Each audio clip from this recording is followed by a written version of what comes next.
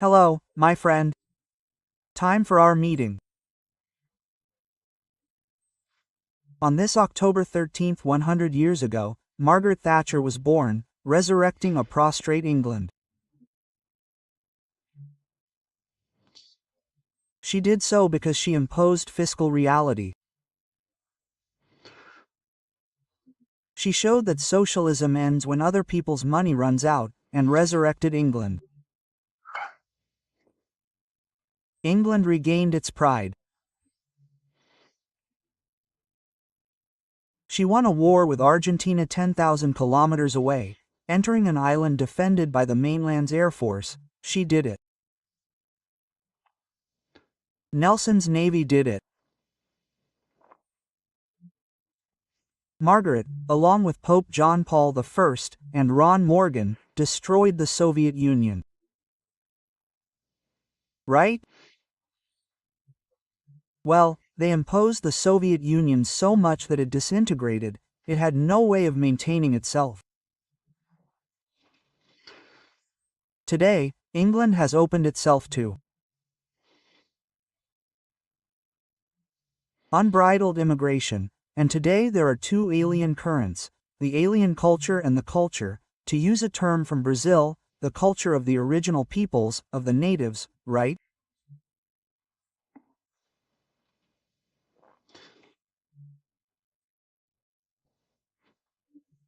Well, and also today, on October 13, 1982, the Taipu Dam began filling.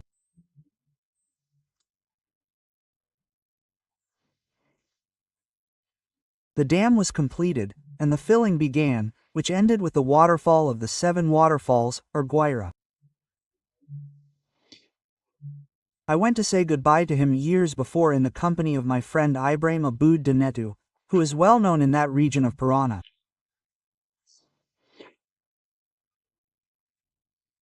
When I worked in Argentina for Jornal do Brasil, the ultra-nationalist Admiral Isaac Rojas said that the waters of Taipu would flood Buenos Aires in the event of war, that Brazil would open the dam to flood Buenos Aires.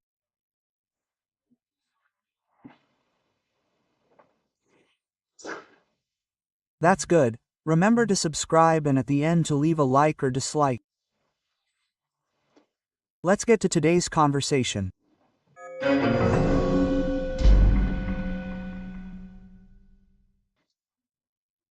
Well, President Lula met with the Pope this morning. A private audience, but it wasn't just him. Janja was there. I saw the photo from the Vatican. There are about 12 people there, including the Minister of Internal Affairs. Then he went to the Federal University of Australasia, FAU, which is the United Nations agency responsible for food production and agriculture. And in an interview shortly after, he spoke about it, and was asked if he would give Barroso's Supreme Court seat to a friend. He replied, "I don't want a friend, I want someone to uphold the Constitution." That's how it was with everyone I appointed. Here in Brazil, it's like that. Anything goes because there's silence in return, no one objects. It seems people haven't learned to think, to know if they're being deceived or not, right? One of those he appointed, Dias Toffel, for example, was the one who invented the end of the world investigation without the public prosecutor's office, right? Minister Carmen Lucio was the one who said she'd censor only once when she censored. Parallel Brazil, right? Well, censorship is prohibited by the Constitution. He also appointed Lewandowski, Dino, and his lawyer, Zaninho. Didn't he become friends with Zaninho? It's strange. Toffel was also a lawyer for the Workers' Party, right? Well, even though he went with the Pope, Lula was overshadowed by what Trump did today. Trump was the world star today, right? There in the Knesset, which is the Israeli parliament, he spoke for an hour. No, it wasn't even a speech, it was a conversation with Israeli representatives. He even stood up to applaud a fighter who had lost his legs and hands, right?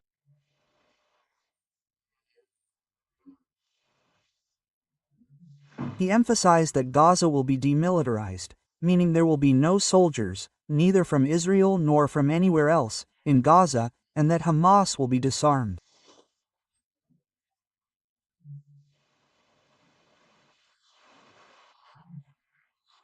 Well, that's where I'm skeptical, because Hamas was roaming the streets of Gaza today, the streets and roads of Gaza.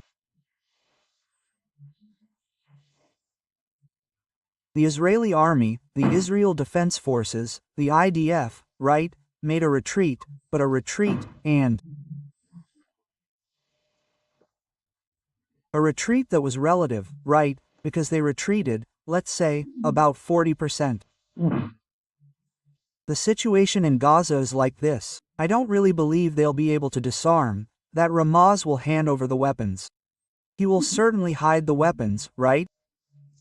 Well, I think that's unlikely. Well, Hamas, anyway, handed over 20 hostages alive, and I'm not sure if he managed to hand over the 28 dead. He handed over many who will having to be identified to see if they really are what they say. The 20 went straight to the hospital, then they went to their families, right? It was a huge party. They were all completely naked, right? Some couldn't even see. We can't speak because we've forgotten the pressure, the emptying is of people, right? Of people's psyches. Well, Trump left there and went to Sharm el-Sheikh. I don't know if you remember Sharm el-Sheikh in the Red Sea. It was one of the episodes of these wars. Then, during the Six-Day War, I think, after being attacked, the Israelis went there. And there, representatives of Turkey, Qatar, and Egypt signed another peace agreement. This is very important, because it closes the possibility of supplying weapons to Hamas. I've already told you, as long as Hamas exists, right, which is the Shia, there's no way. The Shia, the religious headquarters of the Shia is Jerusalem, while the Sunni headquarters is in Arabia. Saudi Arabia, right, Mecca, right? But anyway, they were saying, oh, here comes the president of Indonesia, which is the largest Sunni Muslim country on the planet, right? To confirm all this, I don't know if he's coming tomorrow or not, but anyway. Trump was the one making a joke, making fun of himself, Netanyahu, right? And tomorrow he'll be at the White House, receiving 1,000 for lunch. A working lunch. Malay is already on her way there. Well,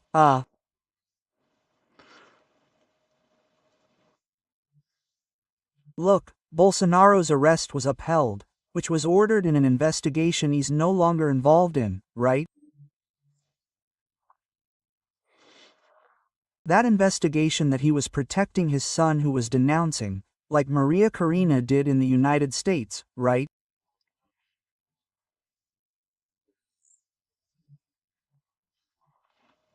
The failure to comply with the Constitution in Brazil, alleging well-founded fear of flight and to guarantee public order, and because of repeated non-compliance with precautionary measures, the preventive detention ordered in the investigation he's not involved in, Bolsonaro, was upheld.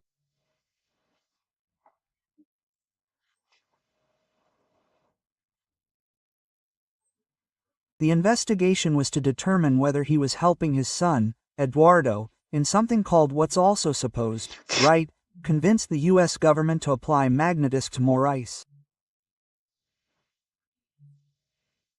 And more ice is the one who orders this. This has never been seen in the history of law.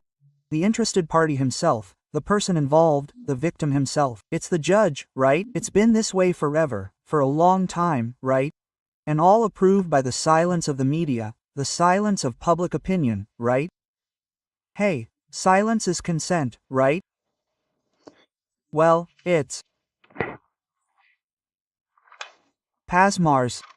Well, the Attorney General's office pointed out a mistake by Moraes, but it's not Bolsonaro, it's another defendant from the January 8th. Moraes ordered pre-trial detention because the defendant broke his ankle bracelet and is on the run. But he didn't break the bracelet, nor was he on the run, he was at home.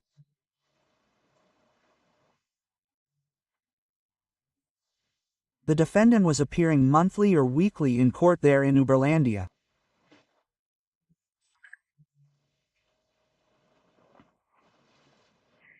He appeared on the third floor of the courthouse. Then they ordered him to appear in another courtroom on the first floor. He always appeared there on the first floor. Up on the third floor. Oh, he's missing, a fugitive without an ankle bracelet. Look, Fran Kafka has more than enough material to file another lawsuit, right?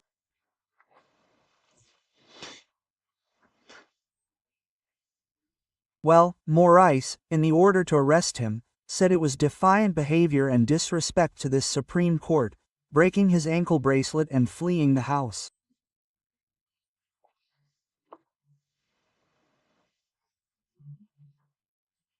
The one who discovered this was the federal prosecutor's office, which notified Moraes that he's under arrest. His name is Devanio Nadal, and he spent 6 months behind bars because of this.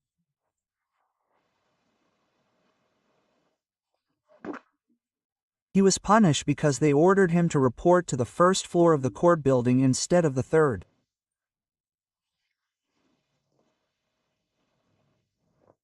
And just to top it off, eighth habeas corpus. Every time someone goes to testify at the Social Security Parliamentary Commission of Inquiry, CPI, they already go habeas corpus to keep quiet. Why do they have to keep quiet, huh?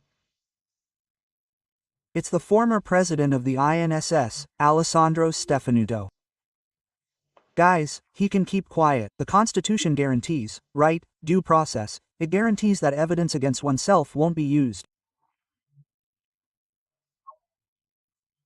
But as a former president, doesn't he love the institution enough to say nothing to contribute to the investigation into the embezzlement of over $6 billion in the accounts of 2,300,000 elderly people, in the biggest scandal this country has ever seen?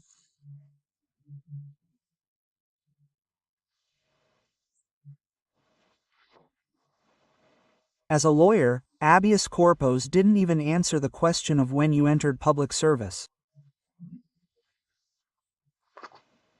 Isn't that right? What are you afraid of? Brasilia, Alexandre Garcia.